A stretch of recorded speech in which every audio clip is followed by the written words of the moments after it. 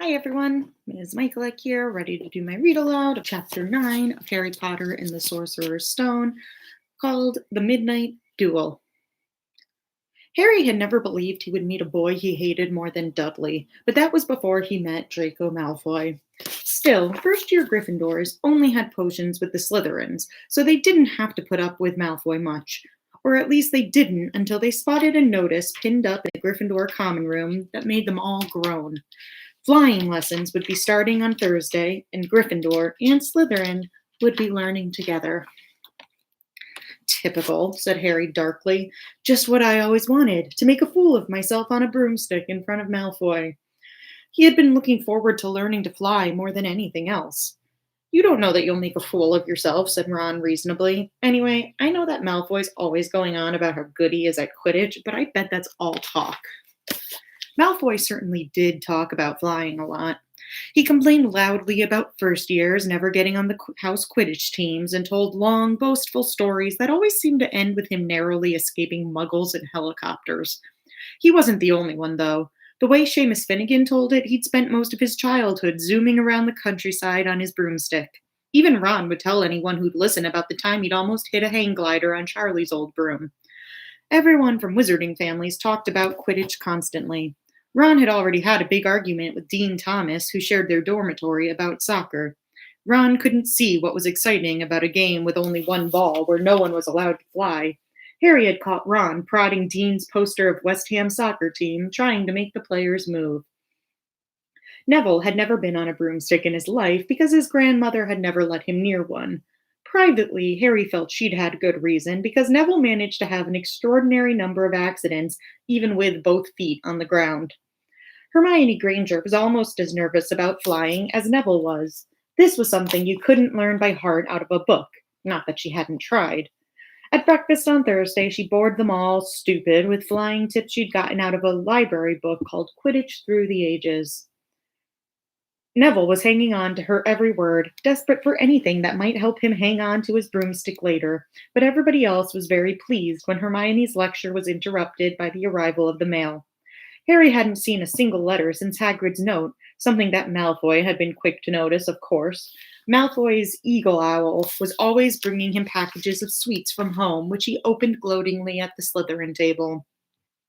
A barn owl brought Neville a small package from his grandmother. He opened it excitedly and showed them a glass ball the size of a large marble, which seemed to be full of white smoke. It's a remember-all, he explained. Gran knows I forget things. This tells you if there's something you've forgotten to do. Look, you hold it tight like this, and if it turns red... Oh. His face fell because the remember-all had suddenly glowed scarlet. You've forgotten something. Neville was trying to remember what he'd forgotten when Draco Malfoy, who was passing the Gryffindor table, snatched the remember-all out of his hand. Harry and Ron jumped to their feet. They were half hoping for a reason to fight Malfoy, but Professor McGonagall, who could spot trouble quicker than any teacher in school, was there in a flash. What's going on? Malfoy's got my remember-all, Professor. Scowling, Malfoy quickly dropped the remember-all back on the table. Just looking, he said, and he sloped away with Crabbe and Goyle behind him. At 3:30 that afternoon, Harry, Ron, and other Gryffindors hurried down the front steps onto the grounds for their first flying lesson. It was a clear, breezy day, and the grass rippled under their feet as they marched down the sloping lawns toward a smooth, flat lawn on the opposite side of the grounds to the Forbidden Forest, whose trees were swaying darkly in the distance. The Slytherins were already there, and so were 20 broomsticks lying in neat lines on the ground. Harry had heard Fred and George Weasley complain about the school brooms, saying that some of them started to vibrate if he flew too high, or always flew slightly to the left. Their teacher, Madame Hooch, arrived. She had short gray hair and yellow eyes like a hawk. Well, what are you all waiting for? She barked. Everyone stand by a broomstick. Come on, hurry up. Harry glanced down at his broom. It was old, and some of the twigs stuck out at odd angles. Stick out your right hand over your broom, called Madame Hooch at the front, and say up. Up, everyone shouted. Harry's broom jumped into his hand at once, but it was one of the few that did. Hermione Granger's had simply rolled over on the ground, and Neville's hadn't moved at all. Perhaps brooms, like horses, could tell when you were afraid, thought Harry. There was a quaver in Neville's voice that said only too clearly that he wanted to keep his feet on the ground. Madam Hooch then showed them how to mount their brooms without sliding off the end, and walked up and down the rows correcting their grips. Harry and Ron were delighted when she told Malfoy he'd been doing it wrong for years. Now, when I blow my whistle, you kick off from the ground hard, said Madam Hooch. Keep your broom steady, rise a few feet, and then come straight back down by leaning forward slightly. On my whistle, 3, 2, but Neville, nervous and jumpy and frightened of being left on the ground, pushed off hard before the whistle had touched Madam Hooch's lips. Come back, boys, she shouted, but Neville was rising straight up like a cork shot out of a bottle. 12 feet, 20 feet. Harry saw his scared white face look down at the ground, falling away, saw him gasp, slip sideways off the broom, and wham! A thud and a nasty crack, and Neville lay face down on the grass in a heap. His broomstick was still rising higher and higher and started to drift lazily toward the forbidden forest and out of sight. Madam Hooch was bending over Neville, her face as white as his. Broken wrist, Harry heard her mutter. Come on, boy, it's all right, up you get. She turned to the rest of the class. None of you is to move while I take this boy to the hospital wing. You leave those brooms where they are, or you'll be out of Hogwarts before you can say Quidditch. Come on, dear. Neville, his face tear-streaked, clutching his wrist, hobbled off with Madam Hooch, who had her arm around him. No sooner were they out of earshot than Malfoy burst into laughter. Did you see his face, the great lump? The other Slytherins joined in. Shut up, Malfoy, snapped Parvati Patil. Oh, sticking up for the Longbottom, said Pansy Parkinson, a hard-faced Slytherin girl. Never thought you'd like fat little crybabies, Parvati. Look, said Malfoy, darting back and snatching something out of the grass. It's that stupid thing Longbottom's gran sent him. Their remember all glittered in the sun as he held it up. Give that here, Malfoy, said Harry quietly. Everyone stopped talking to watch. Malfoy smiled nastily. I think I'll leave it somewhere for Longbottom to find. How about up a tree? Give it here, Harry yelled, but Malfoy had leapt onto his broomstick and taken off. He hadn't been lying. He could fly well. Hovering level with the topmost branches of an oak, he called, Come and get it, Potter. Harry grabbed his broom. No, shouted Hermione Granger. Madam Hooch told us not to move. You'll get us all in trouble. Harry ignored her. Blood was pounding in his ears. He mounted the broom and kicked hard against the ground and up. Up he soared. Air rushed through his hair and his robes whipped out behind him. And in a rush of fierce joy, he realized he'd found something he could do without being taught. This was easy. This was wonderful. He pulled his broomstick up a little to take it even higher and heard screams and gasps of girls back on the ground, an admiring whoop from Ron. He turned his broomstick sharply to face Malfoy in midair. Malfoy looked stunned. Give it here, Harry called, or I'll knock you off that broom. Oh, yeah, said Malfoy, trying to sneer, but looking worried. Harry knew somehow what to do. He leaned forward and grasped the broom tightly in both hands, and it shot toward Malfoy like a javelin. Malfoy only just got out of the way in time. Harry made a sharp-about face and held the broom steady. A few people below were clapping. No Crabbe and Goyle up here to save your neck, Malfoy, Harry called. The same thought seemed to have struck Malfoy. Catch it if you can, then, he shouted, and he threw the glass ball high into the air and streaked back toward the ground. Harry saw, as though in slow motion, the ball rise up in the air and then start to fall. He leaned forward and pointed his broom handle down. Next second, he was gathering speed in a steep dive, racing the ball. Wind whistled in his ears, mingled with the screams of people watching. He stretched out his hand, a foot from the ground. He caught it just in time to pull his broom straight, and he toppled gently onto the grass with the Remember-All clutched safely in his fist. Harry Potter! His heart sank faster than he'd just dived. Professor McGonagall was running toward them. He got to his feet, trembling. Never in all my time at Hogwarts. Professor McGonagall was almost speechless with shock, and her glasses flashed furiously. How dare you? You might have broken your neck. It wasn't his fault, Professor. Be quiet, Miss Patil. But Malfoy, that's enough, Mr. Weasley. Potter, follow me now. Harry caught sight of Malfoy, Crabbe, and Goyle's triumphant faces as he left, walking numbly in Professor McGonagall's wake as she strode toward the castle. He was going to be expelled. He just knew it. He wanted to say something to defend himself, but there seemed to be something wrong with his voice. Professor McGonagall was sweeping along without even looking at him. He had to jog to keep up. Now he'd done it. He hadn't even lasted 2 weeks. He'd be packing his bags in 10 minutes. What would the Dursleys say when he turned up on their doorstep?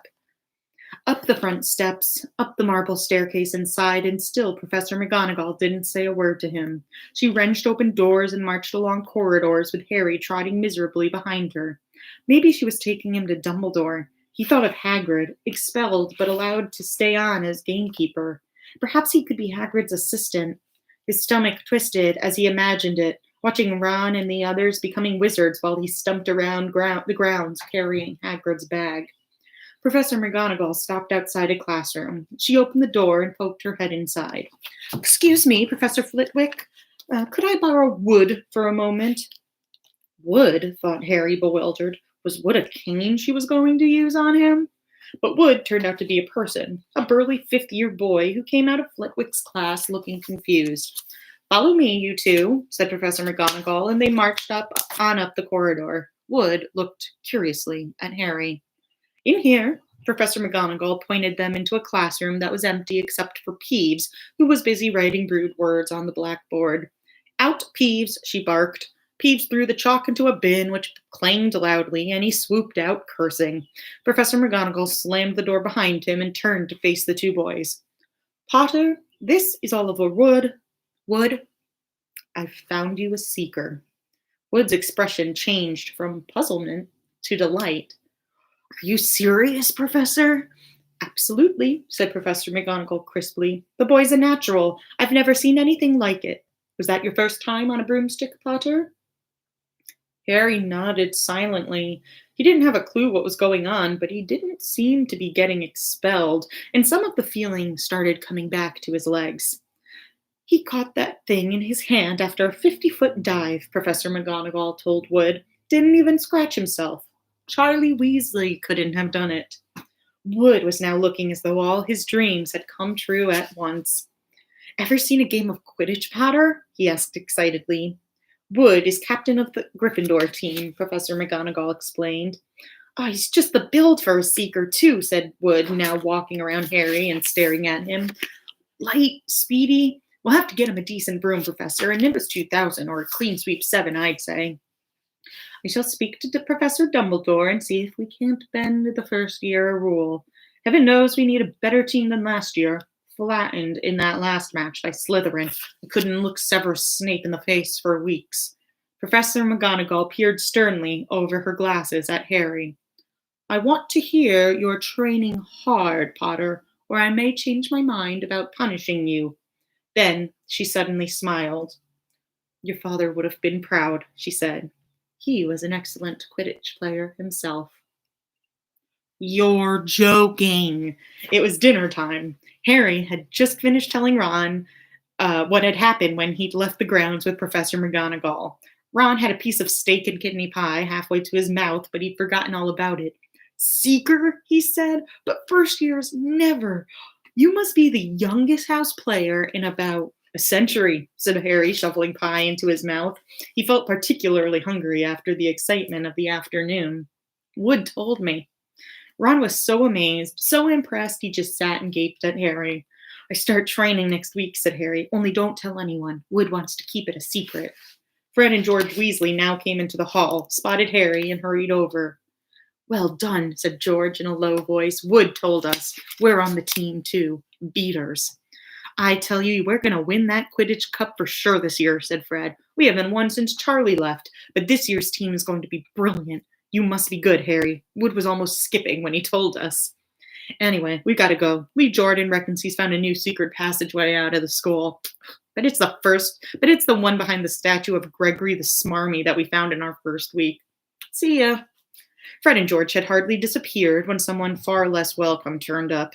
Malfoy, flanked by Goyle and Crabbe. "Having a last meal, Potter? When are you getting on the train back to the Muggles?" You're a lot braver now that you're back on the ground and you've got your two little friends with you, said Harry coolly. There was, of course, nothing at all little about Crabbe and Goyle, but as the high table was full of teachers, neither of them could do more than crack their knuckles and scowl. I'd take you on any time on my own, said Malfoy. Tonight, if you want. Wizard's duel. Wands only, no contact. What's the matter? Never heard of a wizard's duel before, I suppose? Of course he has, said Ron, wheeling around. I'm his second. Who's yours? Malfoy looked at Crabbe and Goyle, sizing them up. Crabbe, he said. Midnight, all right? We'll meet you in the trophy room. That's always unlocked. When Malfoy had gone, Ron and Harry looked at each other. What is a wizard's duel? Said Harry. And what do you mean you're my second? Well, a second's there to take over if you die, said Ron casually, getting started on his at last on his cold pie. Catching the look on Harry's face, he added quickly, but people only die in proper duels, you know, with real wizards. The most you and Malfoy will be able to do is send sparks at each other. Neither of you knows enough magic to do any real damage. I bet he expected you to refuse anyway. And what if I wave my wand and nothing happens? Throw it away and punch him on the nose? Ron suggested. Excuse me. They both looked up. It was Hermione Granger. Can't a person eat in peace in this place? Said Ron. Hermione ignored him and spoke to Harry. I couldn't help overhearing what you and Malfoy were saying. Bet you could, Ron muttered. And you mustn't go wandering around the school at night. Think of the points you'll lose Gryffindor if you're caught, and you're bound to be. It's really very selfish of you. And it's really none of your business, said Harry. Goodbye, said Ron. All the same, it wasn't what you'd call the perfect end to the day, Harry thought as he lay awake much later listening to Dean and Seamus falling asleep. Neville wasn't back from the hospital wing. Ron had spent all evening giving him advice such as, if he tries to curse you, you'd better dodge it because I can't remember how to block them. There was a very good chance they were going to get caught by Filch or Mrs. Norris, and Harry felt he was pushing his luck, breaking another school rule today. On the other hand, Malfoy's sneering face kept looming up out of the darkness. This was his big chance to beat Malfoy face to face. He couldn't miss it. 11:30, Ron muttered at last. We'd better go. They pulled on their bathrobes, picked up their wands, and crept across the tower room, down the spiral staircase, and into the Gryffindor common room. A few embers were still glowing in the fireplace, turning all the armchairs into hunched black shadows.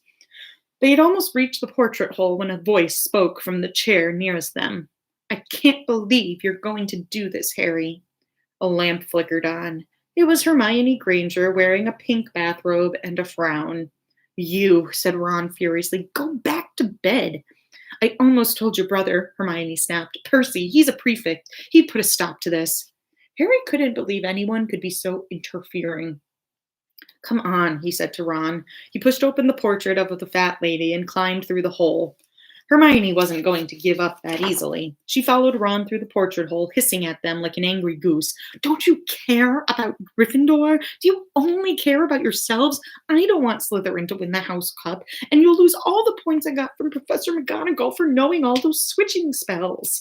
Go away. All right, but I warned you. You just remember what I said when you're on the train home tomorrow. You're so... But what they were, they didn't find out.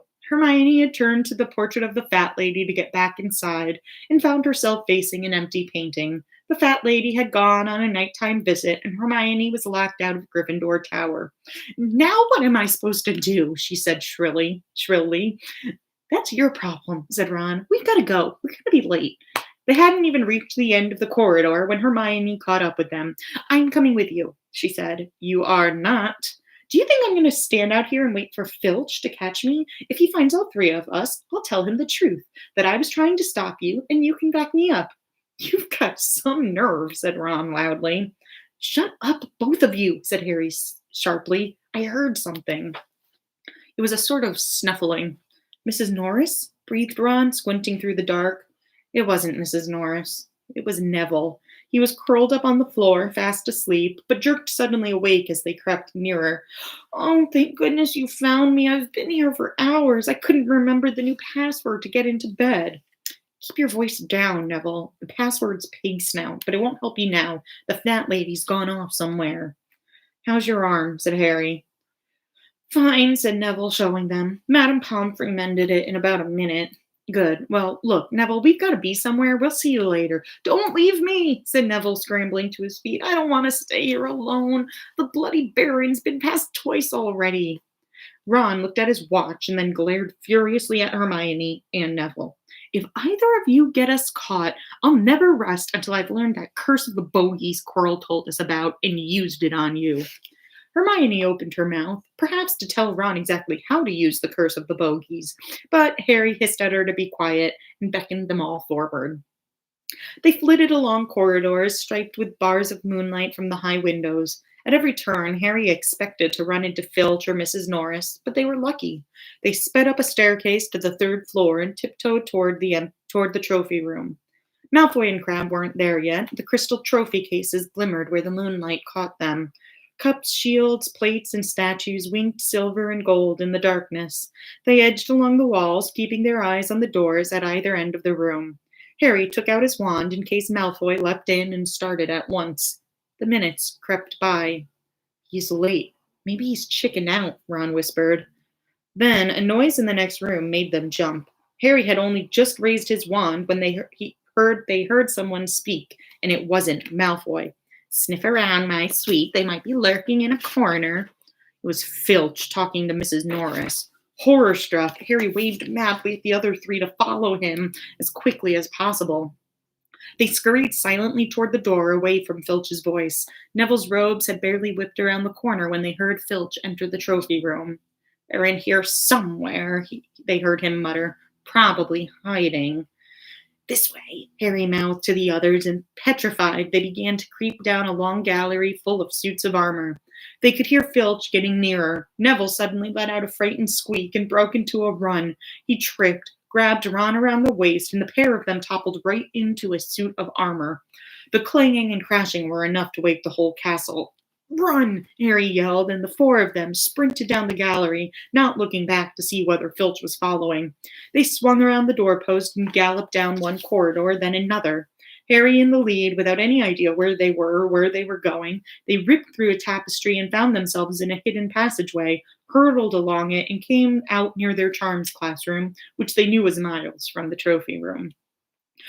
I think we lost him, Harry panted, leaning against the cold wall and wiping his forehead. Neville was bent double, wheezing and spluttering. I told you, Hermione gasped, clutching at a stitch in her chest. I told you. We've got to get back to Gryffindor Tower, said Ron, quickly as possible. Malfoy tricked you, Hermione said to Harry. You realize that, don't you? He was never going to. Someone was going to be in the trophy room. Malfoy must have tipped him off. Harry thought she was probably right, but he wasn't going to tell her that. Let's go. It wasn't going to be that simple. They had gone more than a dozen hadn't gone more than a dozen paces when a doorknob rattled and something came shooting out of a classroom in front of them. It was Peeves. He caught sight of them and gave a squeal of delight. Shut up, Peeves, please, you'll get us thrown out. Peeves cackled. Wandering around at midnight, ickle firsties. Tut, tut, tut, naughty, naughty, you'll get caughty. Not if you don't give us away, Peeves, please. Should tell Finch, I should, said Peeves in a saintly voice, but his eyes glittered wickedly. It's for your own good, you know. Get out of the way, snapped Ron, taking a swipe at Peeves. This was a big mistake. Students out of bed, Peeves bellowed. Students out of bed down the charms corridor. Ducking under Peeves, they ran for their lives, right to the end of the corridor where they slammed into a door, and it was locked. This is it, Ron moaned as they pushed helplessly at the door. We're done for. This is the end. They could hear footsteps, Filch running as fast as he could towards Peeves' shouts. Oh, move over, Hermione snarled. She grabbed Harry's wand, tapped the lock, and whispered, Aloha Mora. The lock clicked and the door swung open. They piled through it, shut it quickly, and pressed their ears against it, listening. Which way did they go, Peeves? Filch was saying. Quick, tell me. Say please. Don't mess with me, Peeves. Now where did they go? Shan't say nothing if you don't said please, said Peeves in his annoying sing-song voice. All right. Please. Nothing. Ha ha. Told you I wouldn't say nothing if you didn't say please. Ha ha ha. And they heard the sound of Peeves wishing away and Filch cursing in rage. He thinks this door is locked, Harry whispered. I think we'll be okay. Get off, Neville. For Neville had been tugging on the sleeve of Harry's bathrobe for the last minute. What? Harry turned around and saw quite clearly what. For a moment, he was sure he'd walked into a nightmare. This was too much, on top of everything that had happened so far. They weren't in a room, as he had supposed. They were in a corridor, the forbidden corridor on the third floor, and now they knew why it was forbidden.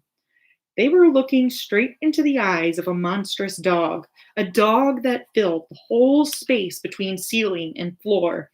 It had three heads, three pairs of rolling mad eyes, three noses twitching and quivering in their direction, three drooling mouths, saliva hanging in slippery ropes from yellowish fangs. It was standing quite still, all six eyes staring at them, and Harry knew that the only reason they weren't already dead was that their sudden appearance had taken it by surprise, but it was quickly getting over that. There was no mistaking what those thunderous growls meant. Harry groped for the doorknob. Between Filch and death, he'd take Filch. They fell backward. Harry slammed the door shut and they ran. They almost flew back down the corridor. Filch must have hurried off to look for them somewhere else because they didn't see him anywhere, but they hardly cared. All they wanted to do was put as much space as possible between them and that monster. They didn't stop running until they reached the portrait of the fat lady on the seventh floor. Where on earth have you been? She asked, looking at their bathrobes hanging off their shoulders and their flushed, sweaty faces. Never mind that. Pig snout, panted Harry. And the portrait swung forward. They scrambled into the common room and collapsed, trembling, into armchairs. It was a while before any of them said anything. Neville, indeed, looked as if he'd never speak again. What do they think they're doing, keeping a thing like that locked up in a school? Said Ron finally. If any dog needs exercise, that one does. Hermione had got both her breath and her bad temper back. You don't use your eyes, any of you, do you? She snapped. Didn't you see what it was standing on? The floor, Harry suggested. I wasn't looking at its feet. I was too busy with its heads. No, not the floor. It was standing on a trap door. It's obviously guarding something. She stood up, glaring at them. I hope you are pleased with yourselves. We could all have been killed, or worse, expelled. Now, if you don't mind, I'm going to bed. Ron stared after her, his mouth open. No, we don't mind, he said. You'd think we dragged her along, wouldn't you? But Hermione had given Harry something else to think about as he climbed back into bed. The dog was guarding something. What had Hagrid said? Gringotts was the safest place in the world for something you wanted to hide, except perhaps Hogwarts. It looked as though Harry had found out where the grubby little package from Vault 713 was. Ooh, a lot happened in that chapter.